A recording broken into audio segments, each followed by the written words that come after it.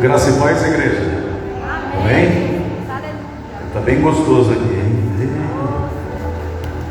Eu gostaria que você abrisse a sua Bíblia em Atos, no capítulo 9. Mas pode ficar sentado, porque vai demorar um pouquinho a nossa leitura. Deixa eu fazer uns agradecimentos aqui, em especial a você que está conectado no nosso Instagram, @IBNS Mineiros, Facebook IBN Mineiros e Facebook Shalom Mineiros. Agradecer aqui a pastora Rosa Secai, pastor Kleber Secai, foram ungidos esses dias para trás pastores, nos dão a honra da presença aqui hoje. Em nome deles eu gostaria de convidar a todos os diáconos, diaconisas, missionárias que estão aqui, pastora Sandra, pastor Enoque, os meus pais na fé e a minha esposa em especial. Muito obrigado pela oportunidade de Deus de estarmos aqui. Atos dos Apóstolos está lá antes de Apocalipse.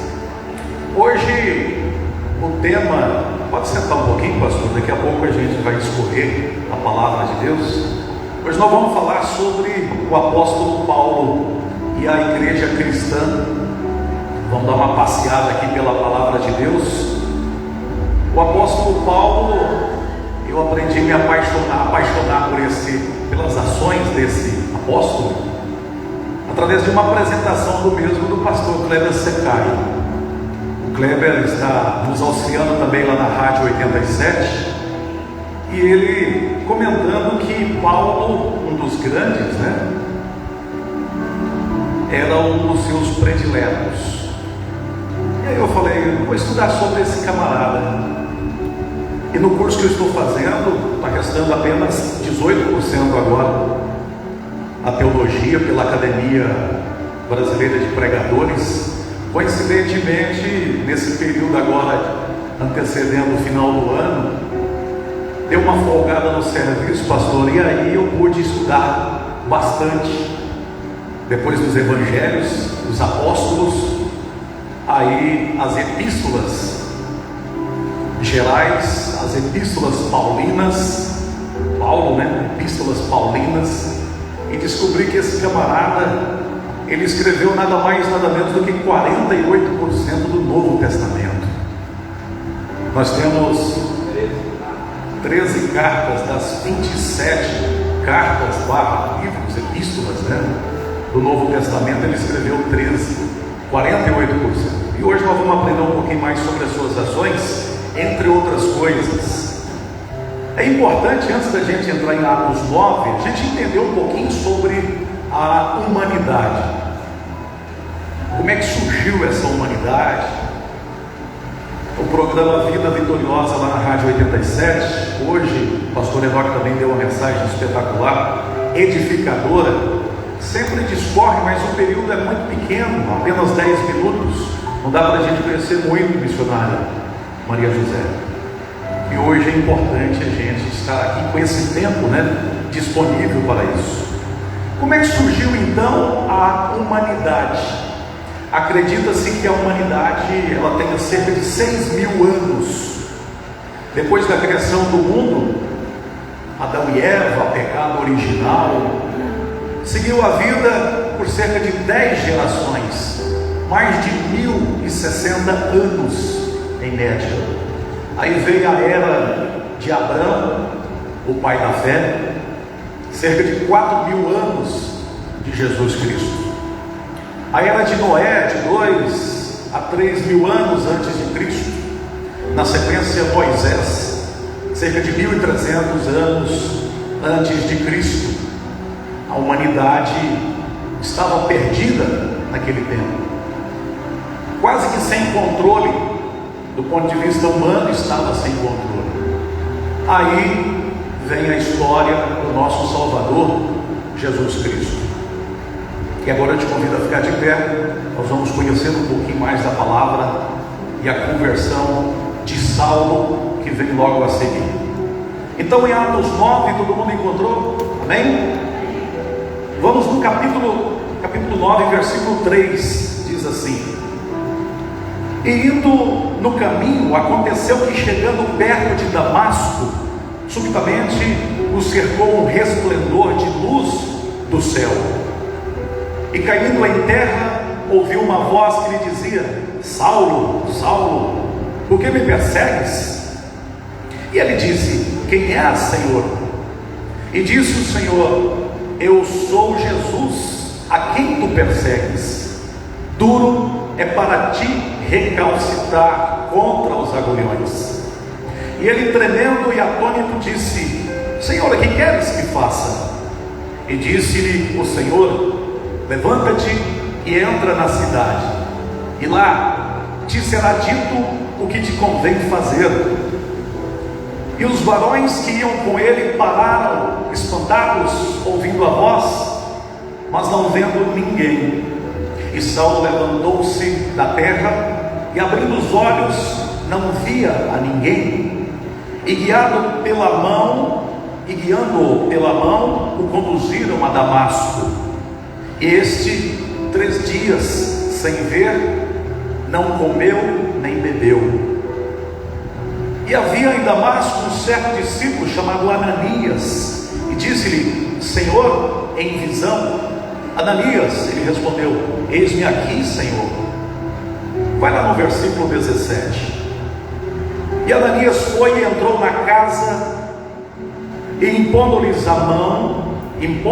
as mãos, disse: Irmão Saulo, o Senhor Jesus, que te apareceu no caminho por onde vinhas, me enviou para que tornes a ver e sejas cheio do Espírito Santo. E logo lhe caíram dos olhos como que umas escamas, e recuperou a vista, e levantando-se foi batizado. E tendo comido, ficou confortado. E esteve Saulo alguns dias com os discípulos que estavam em Damasco, e logo nas sinagogas pregava Jesus, que este era Filho de Deus. Irmãos, vai lá no versículo 26. E quando Saulo chegou a Jerusalém, procurava juntar-se aos discípulos, mas todos o temiam, não crendo que fosse discípulo. Então Barnabé, tomando-o consigo, o trouxe aos apóstolos e lhes contou no caminho que ele vira ao Senhor, e este lhe falara, e como em Damasco falara ousadamente no nome de Jesus. Amém? Pode tomar o seu assento.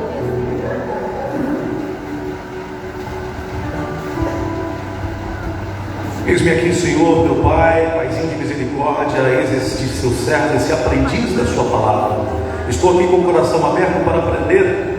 Usa-me, Paizinho querido, usa minha boca, para a sua boca, para falar com o seu povo, meu Pai, que precisa ouvir e aprender, assim como eu estou aprendendo um pouquinho mais da sua palavra. Te peço em nome de Jesus Cristo. Amém. Irmãos, antes da gente prosseguir falando de Paulo, eu acho que é interessante. Outra hora eu já trouxe aqui um ensinamento. Hoje é um curso do estudo bíblico, a gente relembrar os apóstolos de Jesus Cristo. Nós começamos aqui a aprender um pouquinho mais da criação da humanidade até a vinda de Jesus Cristo, e agora nós estamos falando bem ali do ministério de Jesus Cristo, e logo em seguida, quando ele morreu, ressuscitou, e as façanhas do apóstolo da justiça, o apóstolo Paulo. Então, os 12 apóstolos escolhidos por Jesus Cristo, que eram pessoas simples, assim como eu e você. Depois ele escolhe Paulo, que era professor, teólogo, advogado, totalmente diferente daqueles que caminharam com Jesus Cristo pelo período que ele esteve em seu ministério aqui na terra.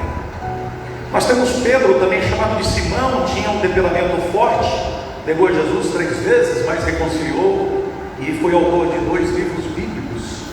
Nós temos João, conhecido como discípulo amado, Tiago, irmão mais velho do apóstolo João. Também nós temos André, irmão de Simão Pedro, ambos eram pescadores. Temos Felipe, era galileu de Betsaida, a mesma cidade que Pedro e André apresentou Jesus para Natanael. Natanael também é chamado de Bartolomeu, né? Outro apóstolo. Natanael seria o nome próprio de Bartolomeu, que significa filho de Tomai. Temos o Tomé, outro discípulo, foi um discípulo que duvidou da ressurreição de Jesus Cristo, mas converteu-se, seguiu, crendo. Mateus, também chamado de Levi, era publicano, cobrador de impostos, antes de ser chamado para a obra de Jesus Cristo. Tiago, filho de Alceu, provavelmente era o Tiago menor. Além deste, aparecem outros 3 Tiagos no Novo Testamento, inclusive. Simão, o Zelote, seu apelido era que ele pertencia a um grupo de judeus zelosos, né, pela religião e pela nação. Judas Tadeu, filho de Tiago, a história conta que foi martirizado no ano 70 depois de Cristo por sua fé em Cristo, assim como os demais, quase todos, na totalidade. Judas Iscariotes, que foi o discípulo, né, que vendeu Jesus Cristo por 30 moedas de prata e como remorsos se auto-exterminou, suicidou, né? Naquela época, um escravo era vendido por 20 a 30 moedas de prata. E Jesus Cristo foi vendido pelo preço de um escravo. Depois da morte de Judas Iscariotes, os discípulos se reuniam, né? Juntamente com Maria, mãe de Jesus, e os irmãos, por parte de mãe de Jesus Cristo. Só daí então eles começaram a crer. Imagina isso. Jesus Cristo não tinha a crença dos próprios irmãos. Os próprios irmãos só começaram a acreditar no ministério de Jesus Cristo após a sua morte e a sua ressurreição, é o que diz a palavra de Deus. Então esses apóstolos, eles sempre se reuniram em oração e aí decidiram escolher o 12º para recompor, né, o grupo de 12 apóstolos. Então o apóstolo de número 13, chamado de Matias, ele foi escolhido através de uma votação, tinha 2, e Mateus acabou sendo escolhido como o 13º, mas para recompor o elenco dos 12. Aí vem a história de Paulo. Como diz a própria palavra, qual nós acabamos de ler, Paulo, que era advogado, professor, era teólogo, uma pessoa totalmente diferente dos demais apóstolos escolhidos, né, por Jesus Cristo enquanto eles estavam aqui. Ele estava aqui.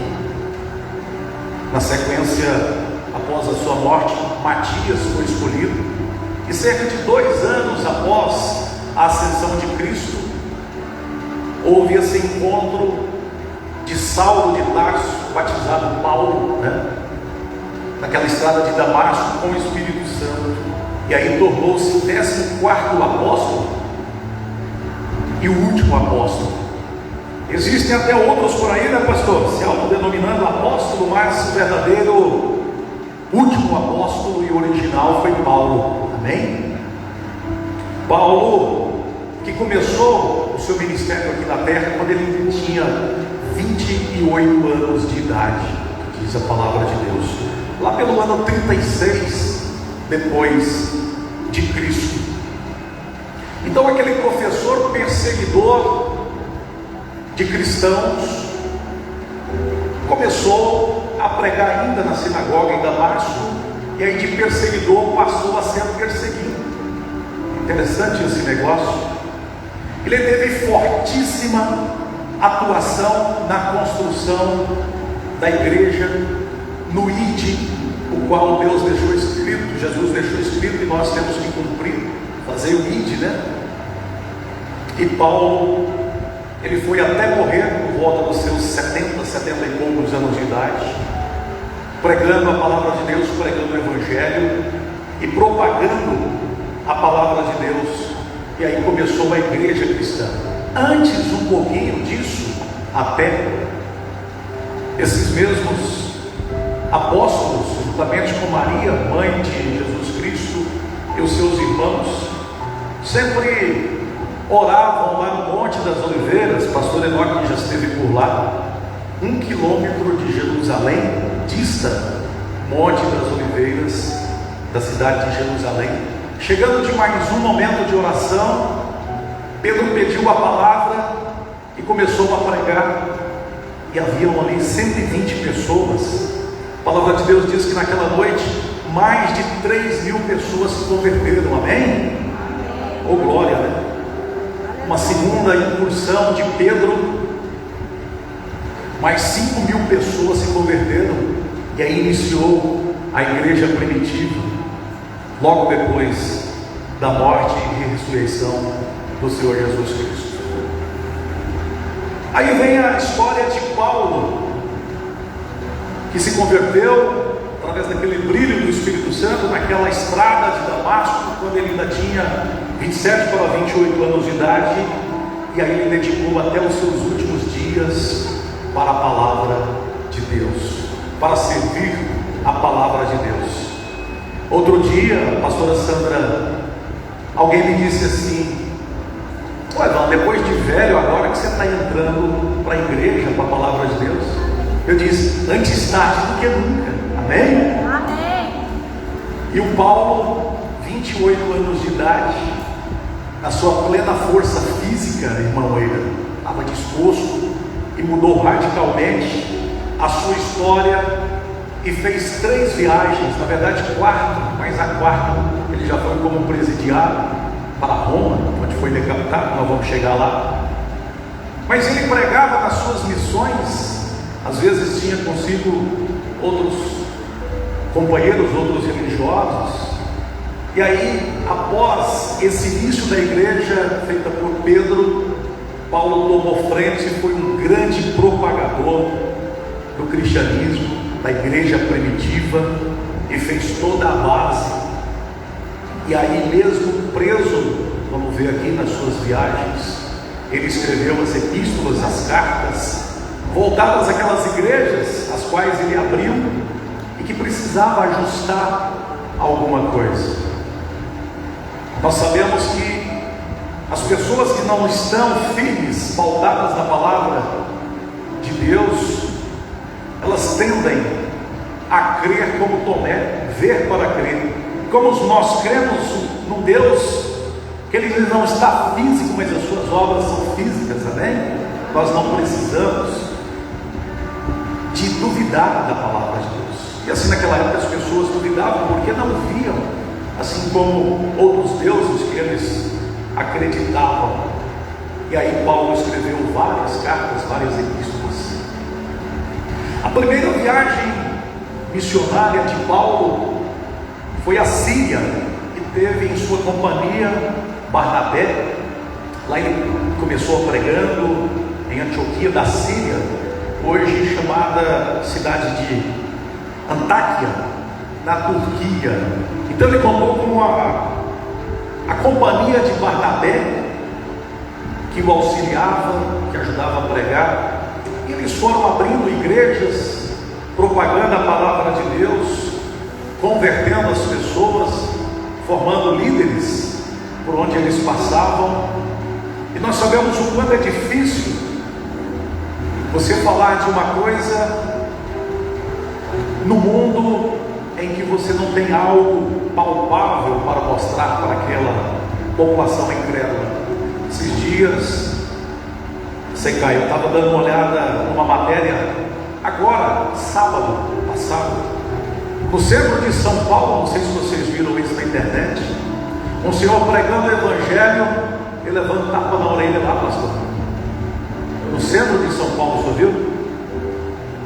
Pleno século 21, mais de 2000 anos após Cristo, o povo ainda anda incrédulo, perseguindo cristãos. E nós temos a oportunidade de estarmos aqui, diaconisa Daniela, com essa igreja abarrotada de almas para Cristo. E infelizmente, como já foi pregado aqui nesse púlpito, a novela, a cervejinha no final da tarde pesa mais do que vir estudar a palavra de Deus, conhecer um pouquinho mais, fazer o ID, mas na hora que o bicho pega, aí corre para a salvação. Vem aquela reflexão: será que nós estamos preparados para ouvirmos o nosso chamado? Missionária Emília, nós sabemos que de Gênesis até Apocalipse praticamente tudo já foi cumprido, e nós já estamos tardando aqui acerca da vinda, a segunda vinda de Jesus Cristo. E as pessoas, eu fico pensando, que estão distraídas ou não dando muita moral para isso. Diácono Júnior, será que a hora que soar a trombeta, você e eu estaremos preparados para ouvir? A palavra de Deus diz que poucos ouvirão, né, pastor? A porta estreita a qual nós passaremos, mas eu tenho certeza que você e eu iremos, amém? Por isso estamos aqui. Eu louvo a Deus pela sua presença aqui na Batista Nacional Shalom, nesta quarta-feira, essa noite, em que nós estamos estudando um pouquinho mais da palavra de Deus. Então Paulo e Barnabé pregavam nesta segunda viagem, nesta primeira viagem missionária, abriram muitas igrejas, e aí retornaram a Jerusalém, se prepararam para uma segunda viagem, refazendo todo o trabalho como eles fizeram nesta primeira viagem, liderada por apóstolo Paulo, claro. E aí, nesta segunda viagem, ele contou com a companhia de Silas, outro homem de Deus, e caminharam um pouco mais. A terceira viagem, por volta do ano 54 depois de Cristo, que Paulo fez, aí ele foi à Macedônia, à Grécia, ao Líbano, a Israel, na companhia de Timóteo. E ele contava também com a companhia de Lucas, que era um médico grego. E aí, obviamente, que para pagar esses traslados, essas viagens de barco que demoravam muito, tinha um custo, e Lucas ia prestando seus serviços médicos para pagar a conta dele, de Timóteo e de Paulo, para pregar a palavra de Deus. Nós aqui estamos falando de Paulo, porque ele foi o maior desses que eu estou citando aqui, mas aqui, como na igreja, um apenas não faz a obra, precisamos de vários para servir como base. Levita Wellington. Então, nessa terceira viagem missionária, inclusive domingo passado o pastor Enoque nos ensinou um pouco desta palavra, que aconteceu inclusive a prisão de Paulo, de Lucas, de Timóteo. E naquela prisão eles continuaram orando, sendo ali às vezes chicotados, xingados, maltratados, sem comida, jogados lá, às vezes numa masmorra, enfim. Não pararam de louvar, não pararam de adorar a Deus. Às vezes nós pedimos tanto a Deus aquilo que a gente almeja, mas no meio do caminho, está demorando demais, eu vou dar um tempo, eu vou parar. Mas nós estamos errados, e que prova isso é a atitude de Paulo e Silas, que através do seu louvor, da sua adoração, houve um tremor, e as paredes daquela prisão foram a ruína. Aquele carcereiro que os vigiava ali quis tirar a sua vida, porque, como foi dito aqui também no domingo, era lei. Aquele guarda que perdesse ali os seus presos seria sacrificado, até como exemplo para os demais. E aí, quando Paulo disse: não faça nada, porque o carcereiro já ia se suicidando, nós estamos aqui, continuaram orando, e a palavra de Deus diz que até a família daquele carcereiro se rendeu à palavra de Deus, se converteu. Amém? Glória a Deus. Como é bom esse Deus que nós servimos, esse Deus que nos dá orientação, que nos dá discernimento, e quando nós o buscamos, nós temos paz de espírito. Amém? E depois que Paulo, Silas conseguiu esse feito e foram libertos, logo em seguida foram presos, e aí aconteceu a quarta viagem de Paulo, no ano 58 depois de Cristo. Então Paulo já estava um jovem senhor de 60 e poucos anos de idade, e ele foi preso, e ali naquela prisão, rumo a Roma, o navio naufragou, trocaram de barco, e Paulo sempre louvando, adorando a Deus, nunca desistindo. Aí eu fico imaginando o sofrimento que Paulo passara por onde ele esteve, mas ele estava determinado a cumprir a palavra de Deus. Que sejamos e estejamos dispostos a cumprir a palavra de Deus na busca da glória eterna. Amém? E Paulo, na prisão em Roma, ele escrevia. Aí você analisa, o cara está preso, às vezes não tinha comida, e ele se preocupava, pastor Enoque, com os líderes daquelas igrejas as quais ele abriu, e aí mandou as epístolas, as cartas para aqueles líderes daquelas igrejas. Ele sabia diferenciar cada líder, como lidar com cada público, com cada cristão daquela determinada localidade. E ele já não tinha mais a companhia de alguém, mas escrevia sempre, e essas cartas chegavam. Hoje bastava ter um celular que teria essa comunicação. Agora você imagina naquela época onde o único meio de comunicação disponível era carta. Quanto tempo levava? E as igrejas naquela época, por falta até de lideranças firmes, porque eram judeus recém-convertidos ao cristianismo, ainda lidavam muito com idolatria, perdições sexuais que aconteciam, eram problemas diversos. E Paulo, tomando conhecimento daquilo, escreveu estas cartas, várias epístolas para esses líderes, para consertar o caminho, para mostrar que estava errado, mesmo perseguido. Paulo continuava pregando a palavra de Deus, até que um belo dia, por não podê-lo crucificá-lo, o imperador Nero mandou executar a pena de morte de Paulo. E Paulo foi decapitado por volta dos seus 71 anos de idade, assim diz a palavra de Deus. Morreu como mártir. E aí a igreja primitiva, logo em seguida, veio a decadência. Mas ele fez a parte dele. A igreja que começou com Pedro, depois veio Paulo. Esse, se eu posso dizer aqui no ditado popular, esse monstro sagrado da fé, que levou a palavra de Deus e que nos remete a pensar no que estamos fazendo, ainda que livres, sem perseguições.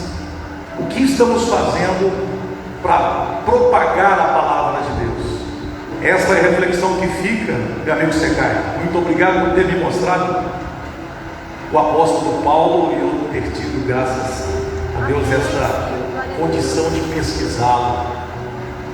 O que nós estamos fazendo aqui é apenas um relato de Paulo, porque ele fez muitas outras coisas. Um cara que compôs mais do que, claro, ungido pelo Espírito Santo, 48% do Novo Testamento, que morreu pregando a palavra de Deus. E com certeza eu fico pensando assim, que todo camarada que vai ser investigado, que vai ser chacoalhado ali, instigado, ele tem duas oportunidades. Penso eu que aqueles seus executores chegavam até ele e falavam: Paulo, renegue a esse seu Deus, assim como a esposa de Jó disse para ele. Busque a sua salvação, mas ele não, firme, continuou pregando a palavra de Deus, e nos ensina a pregar a palavra de Deus. Eu já disse aqui o meu testemunho de vida. Em 2001, há 24 anos atrás, eu ganhei de um líder de uma igreja, um pastor evangélico, me deu a minha primeira Bíblia, e eu só pensava assim: não vou virar esse negócio de crente não, esse negócio de crente é barulhento demais, aquela gritaria, meu Deus do céu, eu quero isso não. Mas quando a gente está com a tapa nos olhos, igual um burro de carga, a gente não enxerga nada, irmãos. Diz a própria palavra que o diabo tem o poder de cegar a visão. E é óbvio que ele vai cuidar dessas artimanhas, porque ele tem o tempo todo precioso dele, né, no contexto dele, porque ele não tem mais salvação, ele já caiu, não tem mais jeito para ele. E ele, claro, quer levar o máximo de pessoas possíveis com ele. Então ele usa das artimanhas para cegar a nossa visão acerca da palavra de Deus, das ações. Ele cega o entendimento das pessoas em virem para a casa de Deus, aprender a ser mais humilde, aprender a palavra de Deus, aprender o que é congregar de verdade. Nos cega a entender que precisamos edificar a casa, a nossa casa, que é o nosso primeiro ministério. Assim como o Espírito Santo disse para Pedro, né? Pedro, com a sua força eu vou dedicar nessa pedra a minha igreja. Aí nós vemos aqui, pastor Enoque, que o Espírito Santo, inclusive, ele usa um pronome possessivo: vou edificar a minha igreja e nela Satanás não prevalecerá. Amém? Está lá em Mateus 16, 18, salvo engano. Então nós temos que edificar um altar para Cristo, temos que fazer a palavra de Deus, temos que aprender a agradecer em nome e pedir em nome de Jesus Cristo, temos que aprender a dar graças a Deus a tudo que acontece na nossa vida, e aprender a discernir o que nós temos nesse mundão aqui e do que podemos ter lá na glória quando formos. Nós estamos aqui de passagem, diz a palavra de Deus. Nós não somos daqui, nós somos da glória de Deus, amém? É para lá que iremos. Então Paulo, ele morreu fazendo íntimo, fez tudo o que podia. Não busquemos forças no mais profundo. Eu ainda não estou enxergando aquilo que Deus quer para mim. Busquemos mais a palavra de Deus, vamos mais no profundo, que com certeza Deus vai falar com a gente. Mateus 6,33 diz: busquem, pois, em primeiro lugar o reino de Deus e a sua justiça, e todas as outras coisas lhes serão acrescentadas. Então a palavra está nos mostrando isso. A conclusão disso tudo, irmãos e irmãs, hoje vimos que o improvável acontece quando Deus determina. Esteja pronto. Um dia eu disse: eis-me aqui, Senhor, e minha vida começou a mudar. Eu quero que a sua vida também, eu quero declarar em nome de Jesus, que em breve também a sua vida vai mudar. Mas você tem que se dispor. Eis-me aqui, Senhor, e buscar a Deus, conhecer e estudar a palavra de Deus. Aquele improvável Saulo, perseguidor de cristãos, foi escolhido, totalmente diferente de todos os outros apóstolos, e ele, de perseguidor de cristão, passou a ser perseguido, fez a obra, sofrendo, sendo punido, e morreu decapitado fazendo o id. Combata o bom combate, irmão e irmã. Ore sem cessar. Fala em 1 Timóteo 1,18. Levítico 26, de 3 até 5 diz assim, eu vou ler aqui para você. Se vocês seguirem os meus decretos e obedecerem aos meus mandamentos e os colocarem em prática, eu lhes mandarei chuva na estação certa, e a terra dará a sua colheita, e as árvores do campo darão o seu fruto. Amém. Quem entendeu a mensagem aqui, quer ir morar com Deus, levante a mão e glorifique ao Pai. Amém. Agradeço pela rica oportunidade. Amém.